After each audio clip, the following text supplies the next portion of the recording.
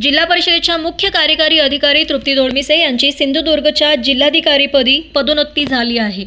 विशाल नरवाडे यांची सांगली जिल्हा परिषदेच्या मुख्य कार्यकारी अधिकारीपदी नियुक्ती झाली आहे। सोमवारी ते पदभार स्वीकारणार आहेत।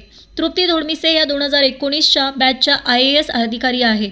त्यांनी यापूर्वी धुळे येथे सहाय्यक जिल्हाधिकारी तथा एकात्मिक आदिवासी विकास प्रकल्प अधिकारी या पदावर काम केले होते। 22 जुलै 2023 मध्ये त्यांनी सांगली जिल्हा परिषदेच्या मुख्य कार्यकारी अधिकारी पदाची सूत्रे घेतली। त्यांनी 26 महिने सांगली जिल्हा परिषदेच्या CEO पदाची जबाबदारी सांभाळली। सोमवारी त्या पदभार सोडणार आहेत।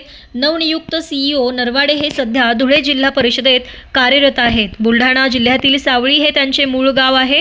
त्यांचे प्राथमिक शिक्षण जिल्हा परिषदेच्या शाळेत झाले आहे। 2016 ते 2020 पर्यंत ते IPS होते। ते 2020च्या बॅचचे IAS अधिकारी आहेत। मुख्यमंत्र्यांनी घेतलेल्या 100 दिवसांच्या कार्यक्रमासाठी राज्यातील सर्वोत्कृष्ट CEO पुरस्कार त्यांनी मिळवला आहे। सोमवारी ते पदभार स्वीकारणार आहेत।